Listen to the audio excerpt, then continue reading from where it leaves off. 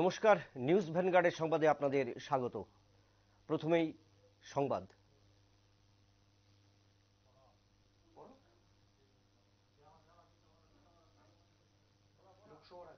লোকসভার আগে ক্রীড়াক্ষেত্রে নতুন কর্মসংস্থান, নিয়োগ করা হবে 226 জন পিআই। রিজিওনাল টেস্ট এবং পারদর্শিতা দেখে করা হবে এই নিয়োগ প্রক্রিয়া। রাজ্যের যুব বিষয়ক এবং ক্রীড়া দপ্তরের মাধ্যমে হবে এই নিয়োগ প্রক্রিয়া। আমি সরাসরি শুনে নেব সুপ্রীতি মুখার্জির কাছ থেকে এই লোকসভা নির্বাচনের আগে ক্রীড়া দপ্তরে এবং ক্রীড়া ক্ষেত্রে যে নতুন কর্মসংস্থানের ব্যবস্থা সেটা কতটুকু কার্যকরী হচ্ছে বা কিরকম ভাবে নিচ্ছ সেটাকে, যে রাজ্যের অনেকটাই ক্রীড়া দপ্তরের শূন্যতা তৈরি হয়েছে, এই শূন্যতার মাঝখানে এই যে রাজ্য সরকারের সিদ্ধান্ত নিয়েছে ক্রীড়া ক্ষেত্রে বেশ কিছু পিআই নেবে, এটা কিভাবে নিচ্ছ বা কি মনে হচ্ছে আগামী দিনে লোকসভা নির্বাচনের আগে এই প্রক্রিয়া গোটা রাজ্যে শুরু করবে রাজ্যের ক্রীড়া দপ্তর এবং রাজ্য সরকার? একদমই। দেখো বিপ্লব দা, সামনে যেহেতু রয়েছে লোকসভা ভোট এবং তুমি যেমনটা বলছিলে যে লোকসভা আগে একটি নতুন সিদ্ধান্ত, নতুন ঘোষণা ইতিমধ্যেই ক্রীড়া ক্ষেত্রে নিয়োগের বিষয়। সেই জায়গাতে বলতে হয় যেহেতু লোকসভা ভোট, তাই পাখির চোখ করে সমস্ত দপ্তরের এই মুহূর্তে নিয়োগ থেকে শুরু করে যাবতীয় সিদ্ধান্ত নেওয়া হচ্ছে রাজ্য সরকারের পক্ষ থেকে। সেই জায়গাতে দাঁড়িয়ে দেখো ইতিমধ্যেই ঘোষণা করা হয়েছে, রাজ্য ক্যাবিনেটের সিদ্ধান্ত অনুযায়ী মন্ত্রী সুশান্ত চৌধুরী ঘোষণা করেছেন যে 226 জনকে জুনিয়র পিআই হিসেবে নিয়োগ করা হবে। অর্থাৎ শূন্য পদের এই মুহূর্তে রাজ্যের সংখ্যা রয়েছে ক্রীড়া ক্ষেত্রে পিআই এর ক্ষেত্রে 226। সেই জায়গাতে দাঁড়িয়ে জুনিয়র পিআই এবার নিয়োগ করা হতে চলেছে 226 জনের ক্ষেত্রে। 226 জন যেহেতু শূন্য পদ রয়েছে, সেই পোস্টের ক্ষেত্রে যারা যারা আবেদন করবেন তাদের ক্ষেত্রে বেশ কিছু ক্রাইটেরিয়াও কিন্তু বলা হচ্ছে মন্ত্রীর পক্ষ থেকে। দেখো কয়েকদিন আগে আমি আসবো সেই সমস্ত ক্রাইটেরিয়ার কথায়, তবে কয়েকদিন আগে আমরা দেখেছিলাম যে এই শীতকালীন যে অধিবেশন রাজ্যে চলেছিল সেই অধিবেশনে কিন্তু শাসক বিরোধী তরজা ছিল এবং বিরোধীদের পক্ষ থেকে বিভিন্ন অভিযোগ তোলা হয়েছিল। রাজ্যের বিভিন্ন ক্ষেত্রে শূন্য পদ পড়ে রয়েছে, কিন্তু সেই শূন্য পদগুলোকে পূরণ করা হয়নি বলে অভিযোগ তুলেছিলেন বিরোধীরা, এক প্রকার সরব হয়েছিলেন। সেই জায়গাতে দাঁড়িয়ে লোকসভা ভোটকে সামনে রেখে এবার শাসকের পক্ষ থেকে নতুন নতুন যে জায়গাতে শূন্য পদ রয়েছে সেগুলিকে পূরণ করার ভাবনা চিন্তা নেওয়া হচ্ছে। কয়েকদিন আগেই আমরা দেখেছি জেআরবিটিতে আমরা সাম্প্রতিককালে দেখেছি যে নিয়োগ এবং তার পাশাপাশি প্রত্যেকের ক্ষেত্রে নিয়োগপত্র প্রদান করেছেন স্ব দপ্তরের মন্ত্রীরা। এবং সেই জায়গাতে দাঁড়িয়ে এবার যুব বিষয়ক এবং ক্রীড়া দপ্তরের পক্ষ থেকে বিশেষ সিদ্ধান্তের কথা জানানো হয়েছে এবং যুব বিষয়ক এবং ক্রীড়া দপ্তরের এই সিদ্ধান্তের কথা জানিয়েছেন মন্ত্রী সুশান্ত চৌধুরী। তিনি জানিয়েছেন যে 226টা পোস্ট ইতিমধ্যে খালি রয়েছে পিআই এর ক্ষেত্রে, যেটা রাজ্যের ক্ষেত্রে দীর্ঘদিন ধরে একটা শূন্য পদ ছিল এবং পিআই যদি নিয়োগ করা হয় তাহলে আগামী দিনে ক্রীড়ার ক্ষেত্রে যে বিভিন্ন দিকগুলো রয়েছে সেক্ষেত্রে রাজ্য আরো এগিয়ে যেতে পারবে। খেলাধুলোকে এগিয়ে নিয়ে যাওয়ার ক্ষেত্রে রাজ্য সরকার, ক্রীড়া দপ্তর বিভিন্ন পদক্ষেপ নিচ্ছে। সেই পদক্ষেপের অঙ্গ হিসেবে আমরা বলতে পারি যে নতুন পিআই নিয়োগ করা হবে। এবার তোমাকে বলি যে তাদের ক্ষেত্রে কি কি কোয়ালিটি বা কি কি ক্রাইটেরিয়া থাকতে হবে। সেই জায়গাতে দাঁড়িয়ে যে সমস্ত নিয়োগ হবেন পিআইরা, প্রত্যেককে কোথাও ন্যাশনাল মিট করতে হবে বা কোথাও তোমার ইন্টারন্যাশনাল মিট করতে হবে, বা তাদের ক্ষেত্রে মেডেল আছে কিনা সেটা খতিয়ে রাখা হবে, তাদের কি কি সার্টিফিকেট রয়েছে, ক্রীড়ার জগতে কি কি সার্টিফিকেট তারা অ্যাচিভ করেছে সেগুলিকে খতিয়ে রাখা হবে। এর পাশাপাশি প্রত্যেককে মিনিমাম যদি বলি মাধ্যমিক পাস হতেই হবে। এছাড়াও যদি মাধ্যমিকের পাশাপাশি কারোর যদি কোনো ডিপ্লোমা থাকে কোনো বিষয়ের উপর স্পেসিফিক ভাবে, সেটাও শো করতে হবে। কারোর যদি মাস্টার ডিগ্রি থাকে সেটাকেও শো করতে হবে। ক্রাইটেরিয়ার কথাই কিন্তু এগুলো ইতিমধ্যেই উঠে আসছে বা বলা হয়েছে। অর্থাৎ সেই জায়গায় জুনিয়র ফিজিক্যাল ইনস্ট্রাক্টর যেটা নিয়োগ করা হবে, সেই জায়গাতে তাদের প্রথমত যে পরীক্ষার ধাপগুলো রয়েছে, প্রথমত তাদেরকে লিখিত পরীক্ষা দিতে হবে, যেটা সমস্ত ক্ষেত্রেই হয়ে থাকে।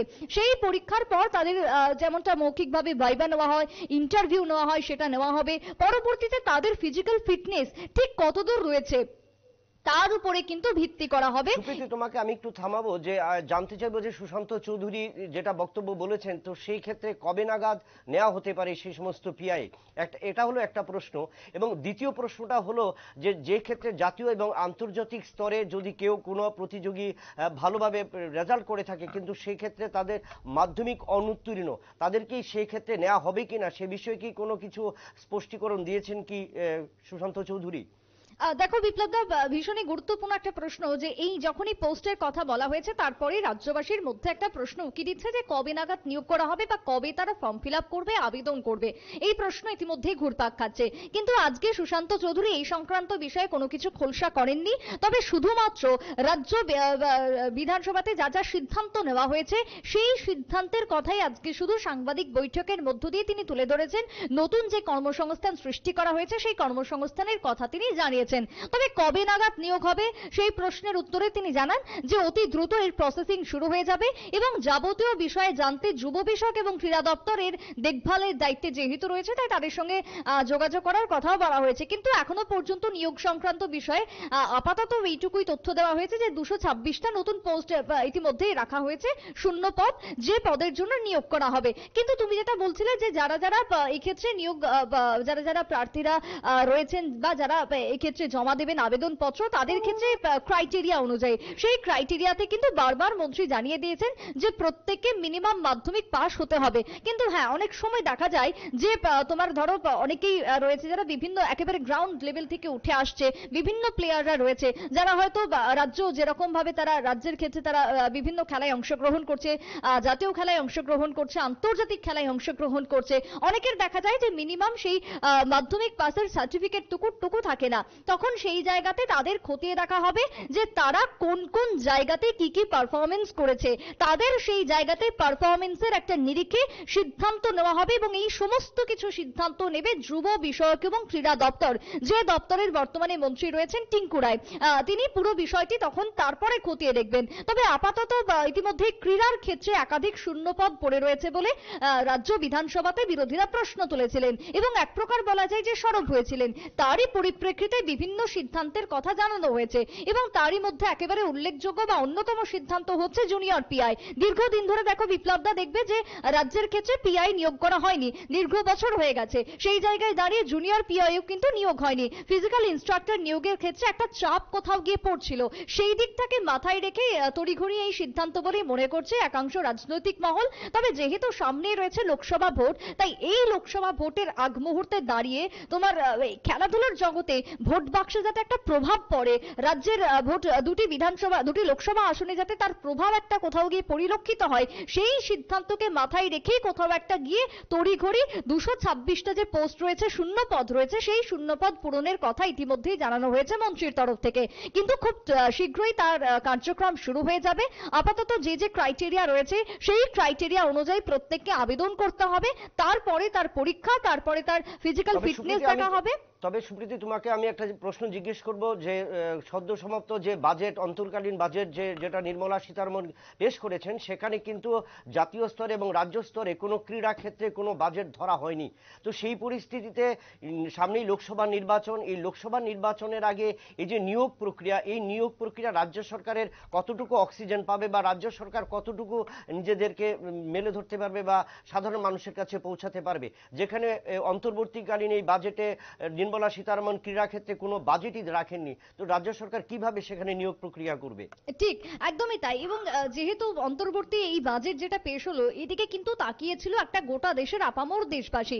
সেই জায়গাতে দাঁড়িয়ে কোন কোন খাতে কোন কোন অর্থ বরাদ্দ করা হচ্ছে সেদিকে একটা নজর ছিল দেশবাসীর। কিন্তু কোথাও গিয়ে এই বাজেট কিন্তু খুব একটা আশার সঞ্চার করতে পারেনি কারোরই মধ্যে। কারণ এই বাজেটে যদি আমরা বলি যে দেখো, সবটাই একটা প্রতিশ্রুতির মধ্য দিয়ে গেছে। দ্বিতীয় মোদী সরকারের ক্ষমতা শেষ হচ্ছে এবং তারপরে যখন দুঃখিত মেয়াদ যে শেষ হচ্ছে, তারপরে যখন তৃতীয়বারের জন্য যদি ক্ষমতায় আসেন মোদী সরকার, তাহলে সেই জায়গাতে কি কি করা হবে, কি কি অর্থ বরাদ্দ করা হবে, সেই সিদ্ধান্তের কথাও কোথায় গিয়ে বলা হয়েছে। কিন্তু সেই জায়গাতে দাঁড়িয়ে ক্রীড়া ক্ষেত্র, যদিও ক্রীড়ার পাশাপাশি আরো একাধিক জায়গা রয়েছে, কোনো কিছুতেই হয়তো সেই রকম ভাবে কোনো কিছু বলা হয়নি। কিন্তু ক্রীড়া ক্ষেত্রের দিকেও কিন্তু কোনো কিছুই বলেননি নির্মলা সীতারমণ। সেই জায়গাতে দাঁড়িয়ে রাজ্যে যখন এই অধিবেশন চলেছিল, রাজ্যে যখন শীতকালীন অধিবেশন হয়েছিল, সেই শীতকালীন অধিবেশনে কিন্তু রাজ্যের একাধিক শূন্য পদ রয়েছে, বিভিন্ন ক্ষেত্রে তার কথা উঠে এসেছে। সেই অনুযায়ী আজকে এই সিদ্ধান্তের কথা জানিয়েছেন, মন্ত্রিসভার সিদ্ধান্তের কথা তুলে ধরেছেন মন্ত্রী সুশান্ত চৌধুরী।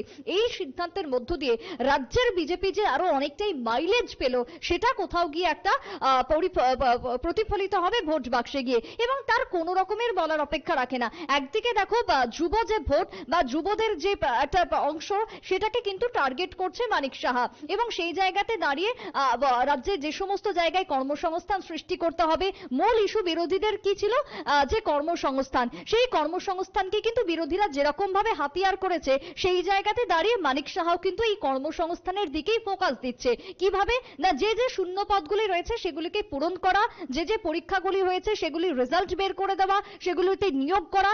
ইতিমধ্যেই আমরা সেই প্রক্রিয়া দেখতে পাচ্ছি লোকসভার ভোটের আগ মুহূর্তে, যেটা আমরা একসময় দেখেছিলাম কখন না ঠিক বিধানসভার আগ মুহূর্তে দাঁড়িয়ে, ঠিক সেভাবেই বিধানসভা ভোট বৈতরণী পার হওয়ার পর কিন্তু এবার লোকসভা। তাই পাখির চোখ যেহেতু লোকসভা রয়েছে, তার আগে কিন্তু এবার যুবদের যে ভোট, সেই ভোট বাক্সে যাতে প্রভাব পড়ে, তার জন্যই কিন্তু এবার নতুন নতুন কর্মসংস্থান এবং সেক্ষেত্রে নিয়োগের কথা জানানো হয়েছে।